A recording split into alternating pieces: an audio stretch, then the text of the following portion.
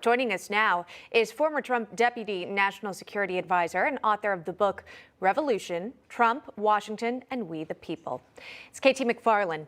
KT, thanks for coming back. As Alex was pointing out, troops are lined up on the border. Russian troops are. What's the likelihood we see Russia invade Ukraine?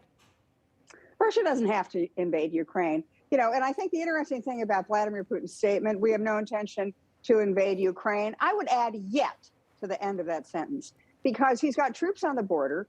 Putin has the whip hand over all of Europe because he's responsible for the energy that Europe gets. 35% of Germany's energy comes through natural gas pipelines coming from Russia. And Putin has shown in the past he's very happy to turn those pipelines on or off to suit his political purposes. So let's flash forward. Let's say Russia wants something out of Ukraine, like the eastern provinces, or wants to destabilize the Ukrainian government, or wants Ukraine to pledge never to try to join NATO. If Germany says, well, we're not in favor of that, what are they going to do? Putin can cut off the gas. What's Joe Biden going to do? Probably issue a really strong statement. The problem is Joe Biden gave up all of his leverage in this situation last spring when he met with Vladimir Putin and allowed the new Nord Stream 2 gas pipeline to go forward. That was the game changer. Well, right now, here's how the president is approaching the situation. He and other G7 leaders issuing warnings to Putin if Russia decides to invade Ukraine. Here's the commander-in-chief. Listen. I've made it absolutely clear to President Putin, it's the last thing I'll say, that if he moves on Ukraine, the economic consequences for his economy are going to be devastating. Devastating. He'll pay a terrible price. He's not alone. As I said, the G7 also issuing a warning. They said a statement in part, quote, any use of force to change borders is strictly prohibited under international law. Russia should be in no doubt that further military aggression against Ukraine would have massive consequences and severe cost in response. So again, we're seeing the threat of economic sanctions going towards the Kremlin here. Is that a strong enough warning? Will Putin take note? Well, they're now playing one giant game of chicken. The United States and Western Europe have the ability to impose very severe economic sanctions on Russia. Will Vladimir Putin believe them? Maybe, maybe not. I think the whole thing that I'm worried about is Vladimir Putin doesn't have to invade any place. He's got his troops on the border. He's made his point. I'm concerned that there's a 1-2 punch coming. The one punch is coming from Putin over Ukraine, wanting to get mastery in one way or another over Ukraine. And then the second punch comes very quickly after that in the winter months and early spring months from China, which wants to do the same thing over Taiwan. And if Joe Biden were really serious about having strong economic consequences for Russia, you know what he'd do? He'd turn that Keystone pipeline back on. He would allow the American energy industry to once again dominate the world energy industry. Instead, he turned it down. He's given up all the leverage he has. So Putin's got to be looking at this and thinking, is it worth it? Is it not? I think he may have a go.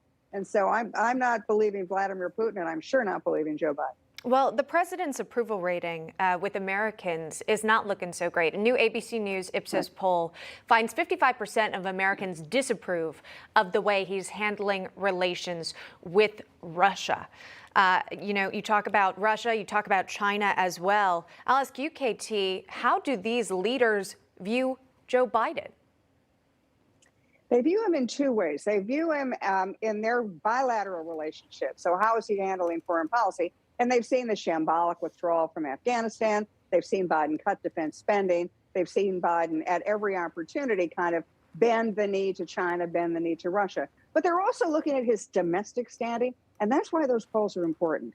Putin knows, Xi Jinping of China, they know that Joe Biden has cratering support at home. And that's the time foreign adversaries always make a move. When they look at a leader and they realize the leader doesn't have the country behind him, that shows just, dysfunction, confusion. That's when adversaries take advantage, not when you're strong, have a strong military and have the nation united behind you. So I think we're doubly vulnerable, and I'm worried about this winter. Well, we recently held, the White House did, a democracy summit excluding China and Russia. But now we're learning that Xi and Putin will hold a virtual meeting tomorrow of their own. What does it tell us that these two leaders are possibly working behind the scenes together? This is the real worry. for since 1950, we have worried about China and Russia getting together. And in the 1950s and 60s and 70s, it was China and Russia, with Russia, then the Soviet Union, being the most important country.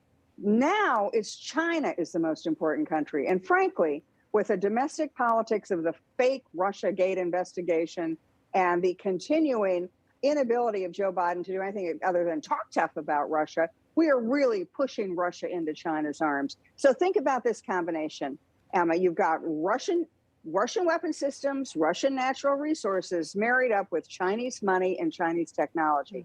The United States alone is going to have a very difficult time standing up to both of those two together. And then final question, again, as we wait and see what's happening on the Russian-Ukraine border here, a big question would be, what's the U.S.'s response if Russia were to invade? Is there any chance American troops would end up in Ukraine? Well, I certainly hope not, because, the longstanding American foreign policy does best when we say we want countries to defend themselves by themselves, and we'll give them everything they need to defend themselves by themselves. The last thing the United States needs is to get involved in a foreign war halfway around the world with a country that really doesn't matter to American national security interests. If we really wanted to make the point, again, we would open up the American energy industry. We would help shut down the Russian energy industry. We would increase defense spending. And we would certainly go full bore for high technology development. We're not doing any of those things. Yeah, a number of suggestions there for the Biden administration. It's a wait and see approach at this point. KT McFarland, thanks so much for joining us today. We appreciate it. Thanks, Emma. You got it. Hey, I'm Rob Finnerty. Thanks for watching. If you enjoyed this video, please join the conversation in the comments below. Don't forget to subscribe, too. Hit the bell icon to be alerted to breaking news. And remember, there's a whole lot more on Newsmax TV, America's fastest growing cable news network. Newsmax TV, we're real news for real people.